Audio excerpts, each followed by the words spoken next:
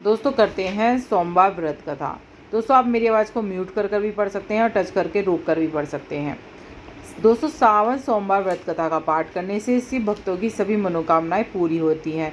मान्यता है कि इसे करने से संतान सुख और मनचाहा जीवन साथी धन धान्य की प्राप्ति होती है, साथ ही अकाल मृत्यु का भय दूर होता है।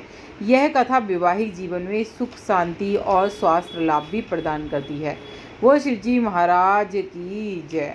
हाथ में कुछ न कुछ लेकर जरूर सुने।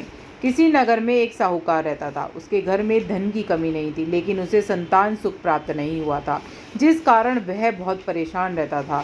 पुत्र प्राप्ति की इच्छा से वह हर सोमवार व्रत भी रखता था और पूरी श्रद्धा के साथ शिव मंदिर जाकर भगवान शिव और पार्वती जी की आराधना करता था।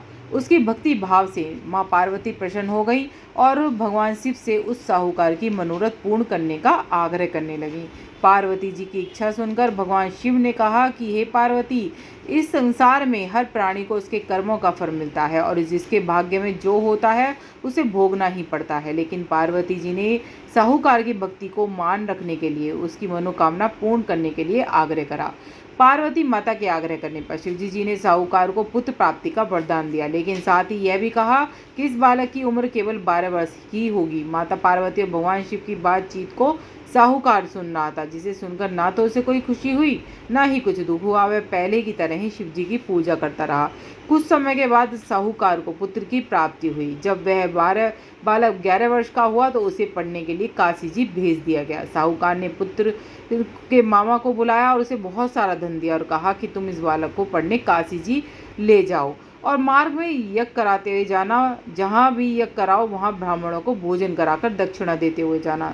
दोनों मामा भांजे इसी तरह यज्ञ कराते ब्राह्मणों को दान दक्षिणा देते हुए काशी की तरफ चल पड़े। रास्ते में एक नगर पड़ा जहाँ नगर के राजा की कन्या का विवाह था, लेकिन जिस राजकुमार से उनका विवाह होने था वह एक आंख से काना था। इसकी जानकारी लड़की और उसके घर वालों को नहीं थी। राजकुमारी के पिता ने अपने पुत्र के काना होने के बात को छिपाने के लिए एक चाल सोची। साहूकार के पुत्र को देखकर उसने सोचा क्यों न लड़के को दूल्हा बनाकर राजकुमारी से विवाह करा दिया जाए। विवाह के बाद इसको धन देकर विदा कर दूंगा और राजकुमारी को अपने नगर में ले जाऊंगा। जिसने लड़के को दूल्हे के वस्त्र पहनाकर राजकुमारी से उसका विवाह करा दिया। लेकिन साहूकार का पुत्र ईमानदार था। उसने मौका पाकर राजकुमारी की चुन्नी के पल्ले पर लिख दिया, तुम्हारा विवाह तो मेरे साथ हुआ है, लेकिन जिस राजकुमार के साथ तुम्हें भेजा जाएगा वे एक आंख से काना है और मैं तो काशी जी पढ़ने जा रहा हूँ। राजकुमार ने चुन्नी पर लिखा बात अपनी माता पिता को बताई। राजा ने अपनी पुत्री को विदा नहीं किया और दूसरी साहूकार का लड़का और उसके मामा काशी जी पहुंच गए। वहां जाकर उन्होंने यज्ञ किया। जिस दिन लड़के की आयु 12 वर्ष हुई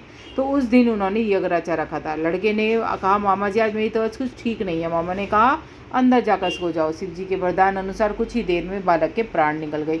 मृत भांजे को देखकर उसके मामा ने विलाप शुरू किया। शिववंश उस समय शिवजी और पार्वती जी उधर से जा रहे थे। पार्वती जी ने भगवान से कहा, स्वामी मुझे इसके रोने के स्वर सहन नहीं हो रहे हैं, आप इस व्यक्ति के कष्ट को अवश्य दूर करें। तब शिवजी जी मृत बालक के समीप गए और बोले, ये उसी सेठ का लड़का है जो मैंने 12 वर्ष की आयु का वरदान दिया था। अब उसकी आयु पूरी हो चुकी है, लेकिन मात्र भाव से विभोर माता पार्वती ने कहा, हे महादेव, आप इस बालक को आयु देने की कृपा करें, अन्यथा इसके वियोग में इसके माता पिता तड़प तड़प कर मर जाएंगे। माता पार्वती के आग्रह करने पर भगवान शिव ने उस लड़के को जीवित होने का वरदान दिया। शिवजी जी की कृपा से वह लड़का जीवित हो गया। शिक्षा समाप्त करके लड़का मामा के साथ अपने नगर की ओर चल दिया। दोनों चलते चलते उसी नगर में पहुंचे जहाँ पर उसका विवाह हुआ था। उस नगर में भी उन्होंने यज्ञ का आयोजन किया। उस लड़के के ससुर ने उन्हें पहचान लिया और महल में जाकर उसकी खातिरदारी की और अपनी पुत्री को विदा किया।